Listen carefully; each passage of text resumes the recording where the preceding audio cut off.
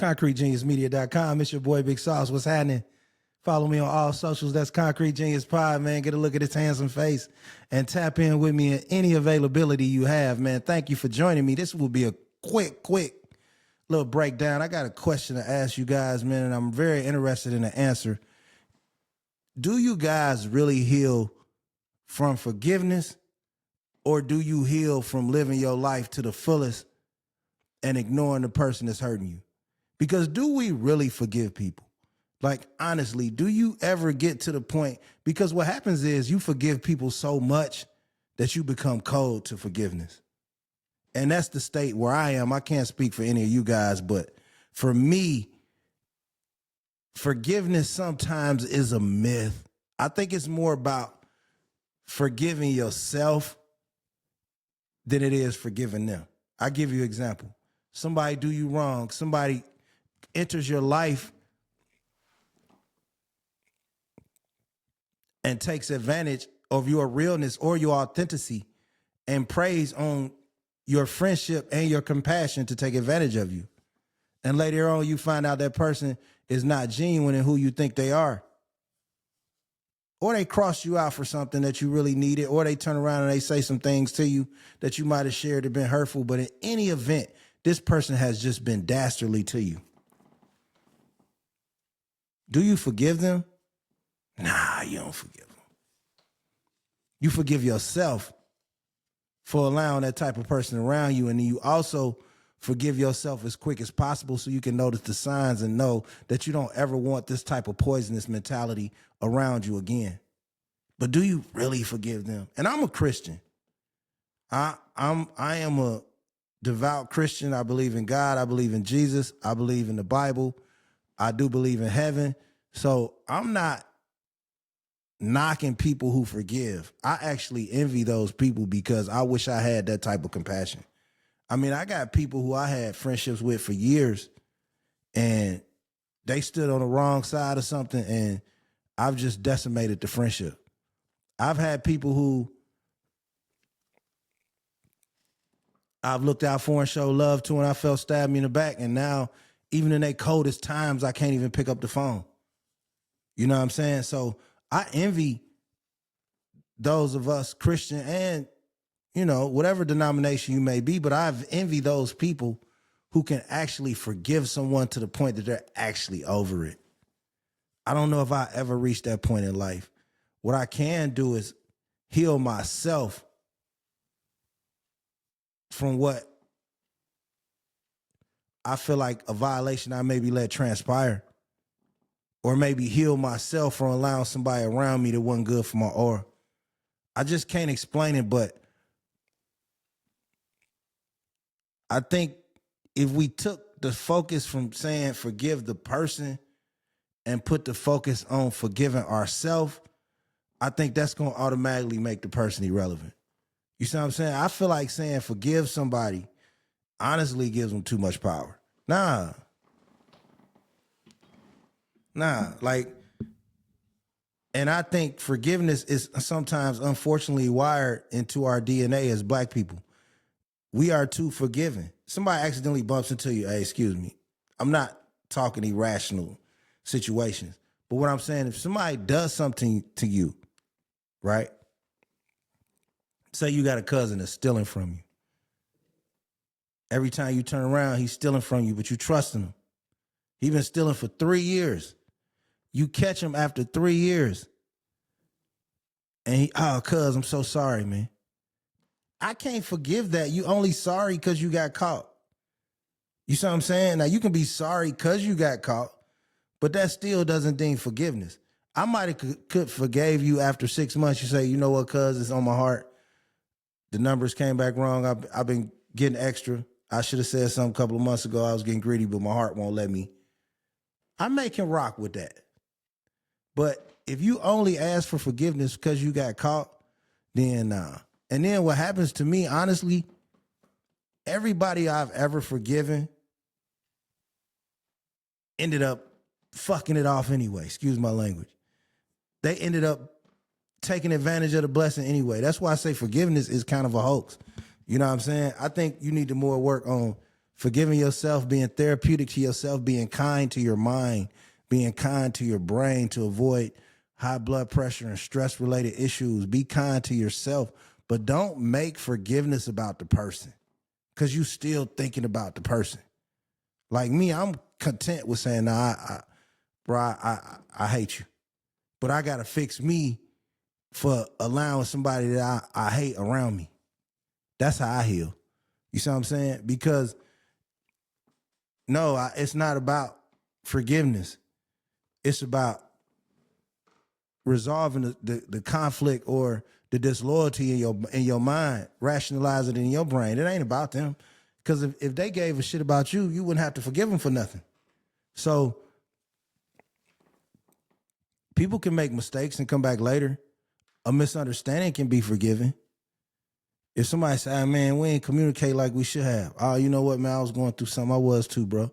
Misunderstanding. So for me, even blowing up to get to that point, I owe you an apology. It's a misunderstanding. That's different. But forgiveness for people who do things to you, like, I could never, especially depending on how egregious the sin is. You driving drunk, you hurt somebody, that family doesn't have to forgive you. And that's the one thing I'm going to tell you. I'm going to get us to white people. White people know how to ask for forgiveness. No, matter of fact, they don't even ask for forgiveness. But one thing about white people, if you go in court and you hurt somebody white, they going to go to court and they going to ask for the maximum sentence allowable under the law. And then they going to come to court at your sentence and they going to tell you they hope you burn in hell. Something kind of honorable about that level of consistency. You know what I'm saying? What really disgusted me was that time when Dylan Roof went in there and assaulted them people and they was up there talking about they forgave him. We are in no position to be forgiving nobody. Now we can move on and forgive ourselves for the trauma that whatever they did to us caused us. But we are in no position to be forgiving nobody. I like it when black people go to court and be like, you know what? I hate you. You ruined my life. You ruined my family. I wish I could get my hands on you. That's therapeutic. We can't be going to court to, oh man, somebody went in there with a on a racist agenda and shot up 10 people. Ain't no forgiveness for him. He ain't determining my path to heaven. I hate him. You see what I'm saying? Like, we got to be honest about our feelings. And I think that'll make life easier, and it'll also not allow you to be taken advantage of. Because sometimes you can be so warped in forgiveness that sometimes you step into borderline foolishness. And I've been a victim of that, and I'm a sharp dude. But sometimes you can be so content on trying to be a Christian and be holy and forgive people, or people tell you all the time, don't forgive for them, forgive for you. Nah, man, you do forgive for you. I agree with that. But you also don't want to be so forgiving that you allow second chances. You see what I'm saying? Because second chances lead to third and four times being taken advantage of, and then you're going to start being a fool. And nobody wants to be the fool. You see what I'm saying? Like, I can stand alone being stubborn. I've been stubborn. I've been defiant. I can stand alone being that. But I also can stand up strong and proud with my head high and my chin high, knowing that I walked away from somebody making a fool out of me. And I don't care if I got to walk away 99 times. I'm never going to be the person where you can constantly make a fool out of me. I feel bad for forgiving people that I fell out with again. So I think the concept of forgiveness isn't overrated, but the concept about making it about the other person is. When somebody does something to you, you the victim. The trauma happened to you.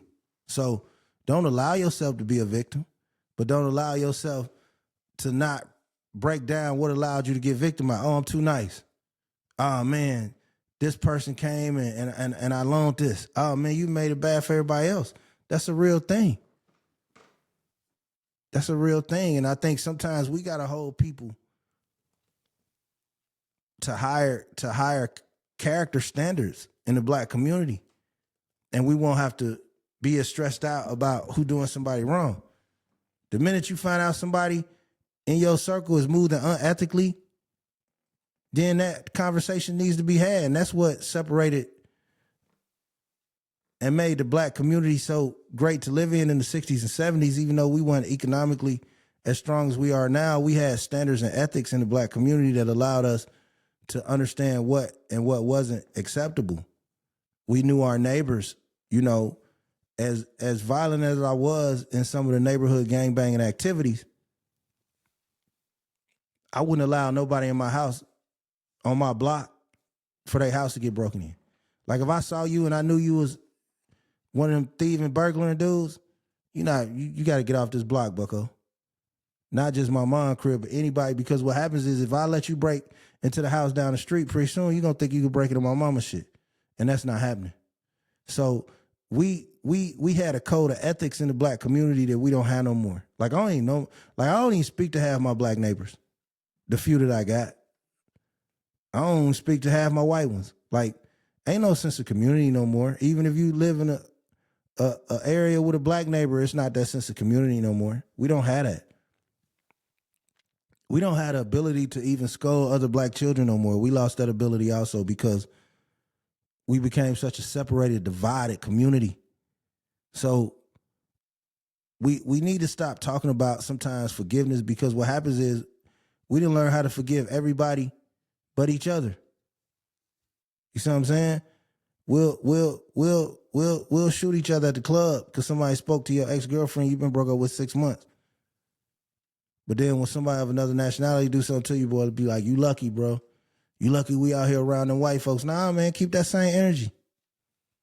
Keep that same energy. That's why I say an air of accountability, an air of being men, an air of being women.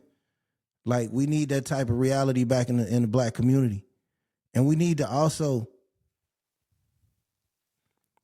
learn how to control our emotions and not look at things through the lens so emotionally. You know, I don't know if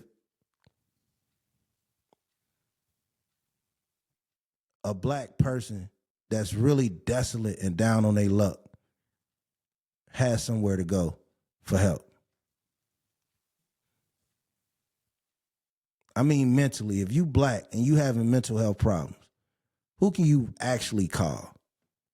Like, if you a man and you sitting around stressing about how I'm going to take care of my family tomorrow, who can you call? Or are you a man,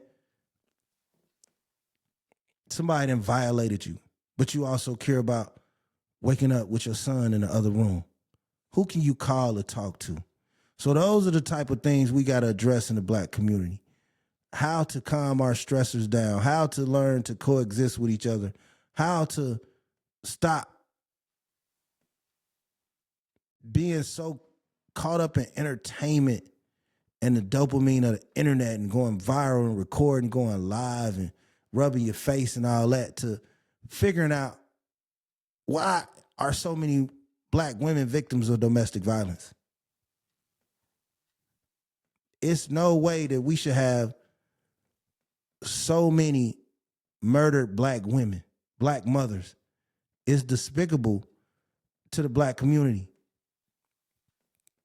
As men, our job is to be protectors and providers.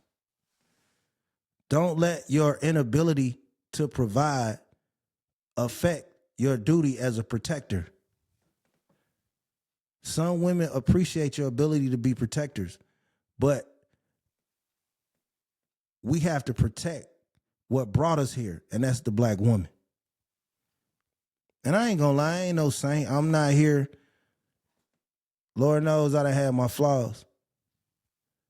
But it's a few things I don't do. I don't argue with no woman that ain't mine. I've never been in a situation where I had some conflict with somebody and I seen it with that girl and I still engaged in that conflict. Even as teenagers, we respected the code of women. And there's no way that we should have so many murdered missing, unaccounted for black women. We have to stop shucking and jiving. Stop doing dances, making dances. Stop being idiots. And start figuring out how can we make the women in our lives more protected. The elderly in our lives more protected. It's no way that an elderly woman should walk in front of a group of black men and not feel safe. It's no way an elderly person should walk in front of a group of young black men and not feel safe. So these are the manners, these are the behaviors that we have to nourish upon each other. We have to start saying please and thank you and may I, are you okay? Because we all we got, whether you know it or not. So it's a must that we protect each other. Now, I recorded a podcast. I talked about a lot of flaws of the black community. You're going to see that pod. But now I'm talking about healing. We need each other. We got to stop being so angry. We got economic power. We got buying power. On the 28th,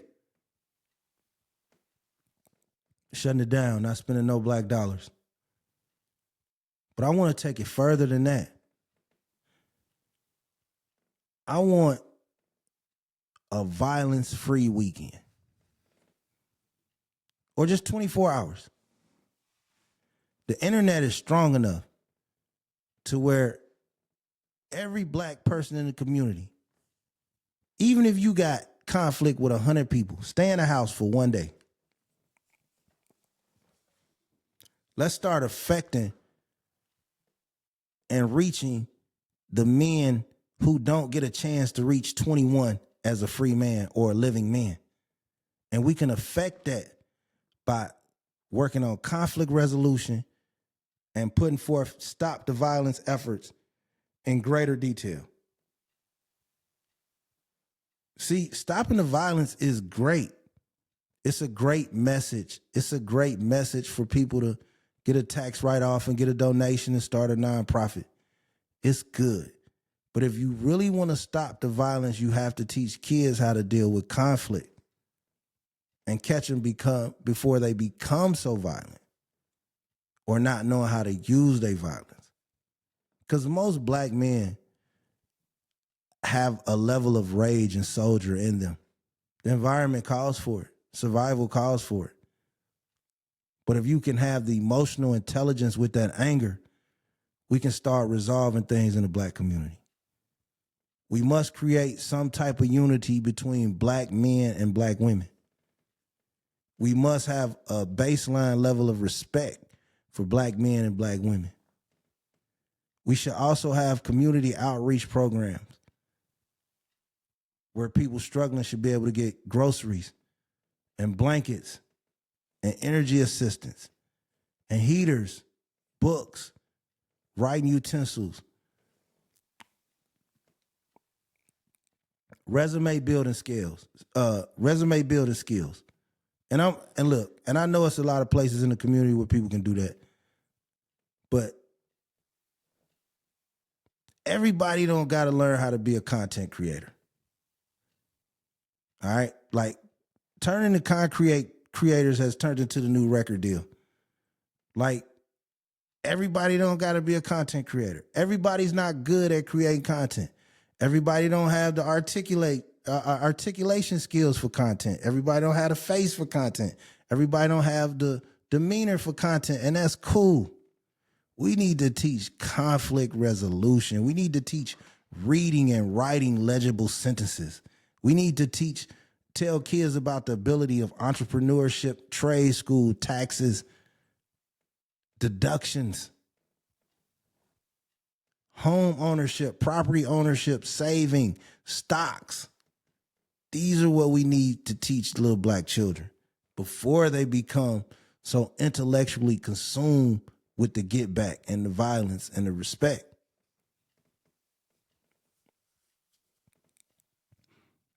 But us as leaders, you 70s babies, you 80s babies, And hell, some of you 90s babies, you early 90s babies, y'all up there too now. Got to stop being so angry with each other. Got to stop being so violent. Listen, you can enjoy the fruits of modern hip hop and society and swag and still not be stuck in your second or third childhood. All right, so we got to give the young OGs something to look up to. You know, expound on some of the benefits of why you enjoy being a family man. When I get on this pod, I always like to tell dudes the benefit of being a husband, the benefit of being a father, the benefit of being somebody who has impacted the community. Regardless of what some of those, I may not have gotten out of it what I returned, what I wanted, I still help people who couldn't help themselves. And that right there is forever going to be a blessing in God, a caveat, a feather in God's hat. Because he knows my heart. You know what I'm saying? We got to figure out a way to be nicer to each other, to be role models. Some of you women, y'all too old to be twerking, jumping up and down, shaking your butt like your daughter 12, she twerking. She trying to be grown. We got too much of abundance of little girls painting their nails, wigs, trying to be grown at 12. I'm sorry. I know this scab hurts, but it has to come off. Too many women are caught up in their own TikTok videos, Instagram videos, and taking their vacations and take me back, and I just got to get away. And you look up, your daughter's a whore in training. Your son's a thug in training. All them little pictures he used to take with the money holding this shit up 3 years ago. Now he's officially he's a lieutenant in the teenage gangster army. He's already there because you want to toot your ass and shake your ass, or you having random meaningless relationships. I'm sorry. And black men, y'all got to do better. Raise the bar for yourself. Stop meeting women and you don't have yourself together. Get an apartment, get a car. Clean up after yourself. Stop having roommates, bro. You a grown man. Bro, you 27, 28, 30. There's no way you should have no roommate, bro. Times is never that hard that I got to split the bill with another grown man. Unless it's some shit that I hit rock bottom. Hey, bro, I need a month to get on my feet. Okay, cool, bro. You got it. Don't even pay me, bro. Just stack your bread for a month, bro. Go on, do what you got to do. But as far as saying, hey, bro, we going to sign this lease together for 6 months, 12 months. Bro, you are a grown man. Have shelter, have a home, have an automobile, have some source of income. Find other tangible skills besides your paycheck that can make you some income. Figure out what you're good at and capitalize off of it. But whatever you do, stop coming in relationships looking to lead and you don't even have your life in control from a leadership standpoint. The reason I could come into a marriage or a relationship being a leader when I was single is because I had my own property, my crib.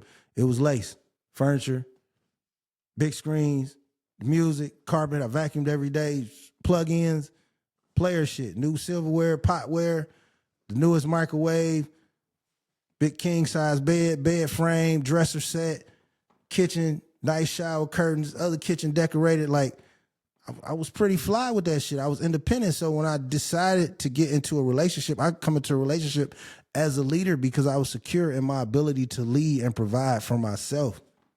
Now I can do it for others. You can't come in a relationship bossing no woman around, bro, and you ain't got nowhere to live. You know what I'm saying? Do for self. And then you could do for others. And then if others don't do you right, you still know how to do for self, so you always protect it. It's going to take some time. But I think the first challenge is we as Black Americans got to stop being so angry. Stop looking for the internet for our release of emotions. Stop setting standards, letting people who have nothing set standards for you on the internet. People who using beauty filters and people who taking pictures miserable pictures. People get dressed up on internet, on Instagram just to be lonely. And you letting that make you mad. No, man. Live your real life in abundance and find joy. Talk to God. Put the phone down and talk to God. And this is from somebody that's on the phone a lot. Put the phone down and talk to God. Take 5 minutes and just talk to God and just listen. Be still. Like, stop letting people who use the internet for their escape manipulate you. These people are not happy. The internet is so bad, chick sent flowers to herself for Valentine's Day. Man, you know how many people I know personally dressed up like they was going out on a date for Valentine's Day, and I know they did not go on a date for Valentine's Day? That's where we are in the state of community. So why are you letting people do that on the internet? You know how many people I know who go on trips and ain't even pay their bills, that other people that got to borrow money from somebody to pay their rent, but they on vacation? But you frustrated because all your bills paid, but you can't go on vacation. No, man, that phone is the devil. That phone is the devil. I got one more question, man. ConcreteGeniusMedia.com. This handsome face is for your enjoyment and your entertainment and your ability to absorb knowledge from me while I'm here. I am a vessel. I am an architect. I am an encyclopedia in the Black community. So my presence, my knowledge is a blessing for you. And I understand that. Follow me on all social, Concrete Genius Pod, please. And thank you. What has been more of a detriment to the Black community? Has it been social media or crack cocaine? Now, it's easy to say crack. Crack destroyed a lot of communities, bro. A lot of people went to prison for a long time. A lot of people died, crack addicts. A lot of crack destroyed a lot of lives. It was rough growing up around crack. But it was also some, I ain't gonna say no positives, but it's some people that turned water into wine out of crack situation. It was dropped to us. We didn't know what we was doing. It sent a lot of us to prison. It's horrible. One of the worst things that happened to the Black community. And that's the stance I took. But let's think about social media for a second and the phone. People don't even raise their children to teach them how to count no more. Baby Shark teach their children how to count. Bro, you got dudes in Arkansas and Philadelphia talking about smoking dead ops, sliding, poles, sticks. That's social media. People will take money that's not theirs and take a picture of it on their arm and then pass it to somebody else. That's social media. You see what I'm saying? Like, it's people that can't even go leave a house without a wig and makeup. That's social media. Do you know how many fights before social media I done seen where two people about to fight and people like, hey, come on, man, y'all don't need to be doing that, man. Let that go, bro. And we was teenagers. Come on, man, chill out, bro. What y'all fighting over, man? He said that. Bro, look, we ain't trying to see that, bro. It's too many of y'all. It's going to get bad. Y'all let that go. Strangers would see fights before the event of social media and be like, hey, man, y'all break that up, bro. Come on, man. Hey, we don't need to see this, y'all. Now, everybody pulling their phone out, bro. You could be drowning, bro. You could be shot on the ground. And somebody will start recording before they call 911. Think about that, bro. Like, you could see a challenge, right? They had a twerk from the ceiling challenge, bro. You putting the cameras up high. Chicks be twerking with their babies in the room, bro. For attention from people that they don't even know in piss poor studio apartments. Come on, bro. Do you know how many people have died? A lot of people died over crack wars, so I'm not minimizing that. But I don't know the numbers, and maybe we can never get the exact numbers. But there's been a lot of people that have died and went to prison over something that was said on social media. Every day in some community, somebody is reading something online, threatening somebody online, committing a crime online, planning to commit a murder because somebody said something to them online, and then going out to commit said murder due to everything they saw on their phone. Now, crack was bad, but we still had morals. You know what I'm saying? Like, I sold crack. I wasn't going to sell crack to nobody pregnant. You know what I'm saying? Even if they say she going to buy it from somebody, I had moral. We had morals. We have no morals. Educated black people were different. They turned their nose up at the crack era. Most of them. It was different. It was what you did to survive.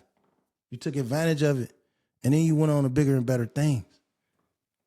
The phone, yes, you can run a business from your phone. Yes, you can connect with family and friends from all over the country. Yes, you can make business connections, and you can record podcasts, you can record content, you can go viral, and you can get you a check from this shit. But man, our kids can't go without it. Buy your middle school kid a phone that ain't an iPhone and see what they do. Just say, I'm gonna just give you this phone if you need to call me, bro. It's just a little flip phone, a little block phone. It ain't got no internet on it. Man, them kids will rebel. Cut the Wi-Fi off for 24 hours for your children. Cut it off for the adults.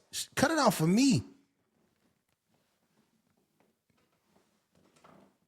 Social media got the entire country acting like a metamorphosis of Chicago, Memphis, and Atlanta.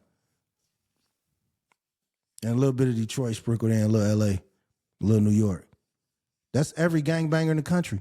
It's no regionalism, it's no individualism, it's no uniqueness to cities, it's no other than food and maybe slang, some slang. Most places act the same. Most women act the same. Most brunch places are the same. Most menus look the same. Most drink prices play the same. It's, social media did. Social media got you paying the same price for a drink in Washington, D.C. that you would be paying in Las Vegas at a bar. That's ridiculous. That's ridiculous. Like, social media got every city trying to act like they got a nightlife scene like Atlanta or Houston. It's just ridiculous. Social media got women in their 30s, bro, wearing lingerie outside. And they don't even look good in it. Like, at least before social media, if a woman wore some whore shit, she had a sexy whore body. Sorry. You know what I'm saying? At least you could be, okay, shit. Yeah, you got to get your conversation or your money right.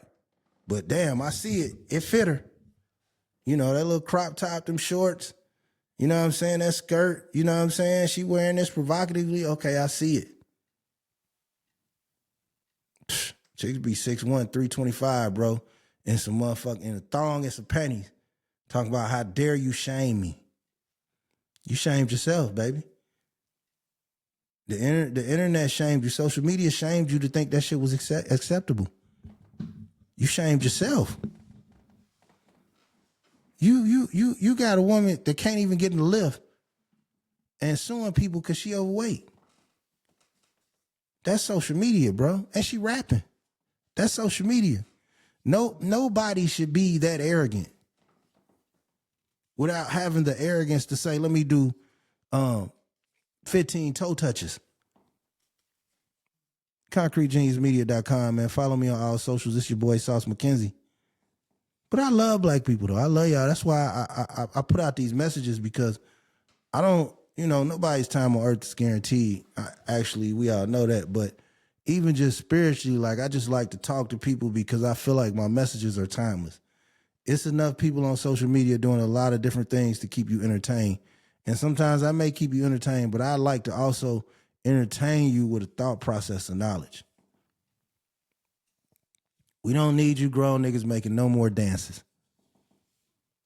All right? Some of you niggas should stop rapping. You know what I'm saying?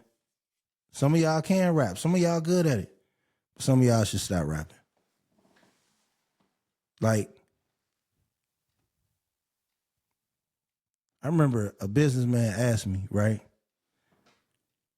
And he was like, it's something unique about you. I can feel it. He said, but when you really get rich, you're going to be able to explain it. He said, see, there's millions of people trying to explain a story, and it ain't nowhere as unique as yours, John. It's nowhere near as captivating, as it's brilliant, but they use car salesmen. Once you figure out how rare and how valuable your car is, it's going to sell itself. Thanks, Mike. Thanks. ConcreteGeniusMedia.com, man. Yeah, man, we got to start protecting black women. That's my message, man. Protect black women at all costs. Why y'all so angry? Why y'all let the internet make y'all so angry? Stop threatening people on the internet. You too damn old for that shit, bro. Your back hurt, your feet hurt, you got bunions. You in your 30s, bro. You stop threatening people on the internet. Stop letting the internet get you to the point where you feel like you're going to crash out on somebody. I done had people say reckless shit to me on the internet all the time. I've had weirdos, dude, give me some mail on the internet. I send it to somebody like, hey, check on this dude. And I've told y'all what happened. I found out, all right, this nigga live with his mama. This nigga a DoorDasher. I'm not finna, but I was that mad. Instead of getting that mad, I just block people. I'm not going to prison for, I'm not even gonna let nobody even risk going to prison for harming a DoorDasher, bro.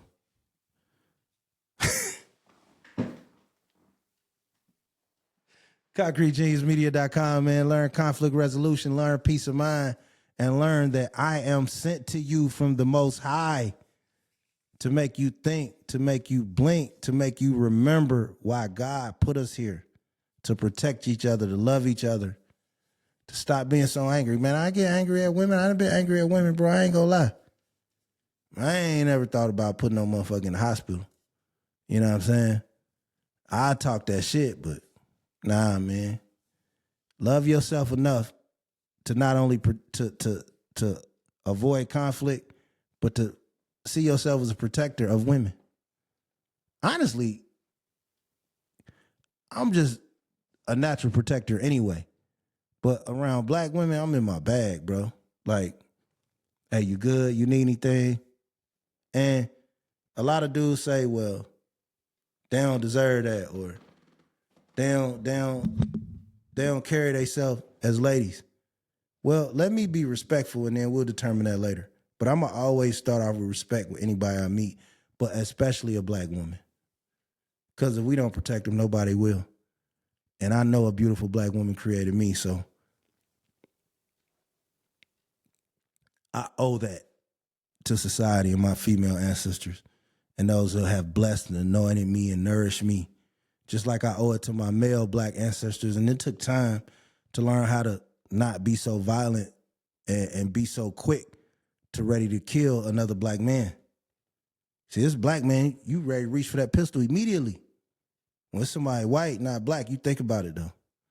Man, because you know psychologically in your head, man, they gonna give me 100 years for every bullet when I shoot this white man. I know I'm never gonna see freedom again. You think you shoot that black boy, I might got a shot. And even if you don't think you got a shot, you've never been taught to love yourself enough to value yourself to not hurt him. So you damn sure don't respect his life. And that's how we raised in cages. We raised in MMA fight night to the death cages. So learning how to love each other is a process. When I was 16, I thought, hey, I was all right, look, before I let somebody put their hands on me, I'm going to shoot them. I'm 16, bro. So think about, and this was before the internet. This was just the influence of the neighborhood. So now think of kids who got the influence of poverty, the neighborhood, and the phones. We really in a state of emergency, man. Respect black, love black. honor black, but hold black accountable. All these pedophiles and these groomers and these child molesters, we got to hold them accountable. And I'm going to tell you one more thing, then I got to get out of here. ConcreteGeniusMedia.com. It's a lot of game in one day. But I want to say something to some of you niggas and you women. If you 24, right, and you know a kid that's 15, and then that kid turns 18 and you start dating that kid, you a groomer. You just as sick as a sex offender, in my opinion. I'm sorry. I don't know how to not tell you that that gap is too wide. I feel like you've been predatory. If you coaching a youth girls basketball team and they in the 8th, 9th grade, 7th grade, and then in 5 years, you start dating one of those youth basketball players, it's off with your head. You are a despicable human being. We got to start calling out despicable behavior. If you are a 30-year-old black woman and you messing with a man 17, 18, you are a despicable human being. But if you knew him before he was an adult, you extremely despicable.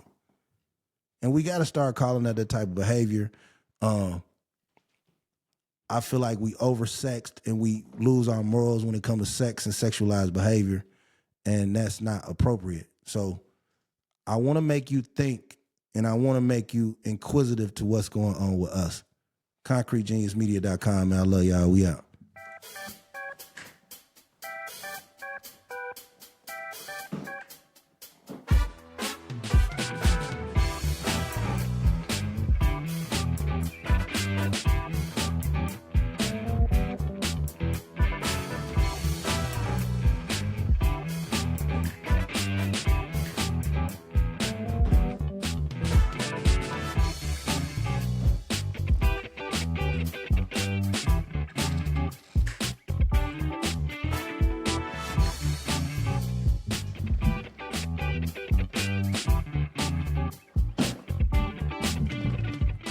And by the way, before I get out of here, this was a live recording, man. You know I'm working on my skills.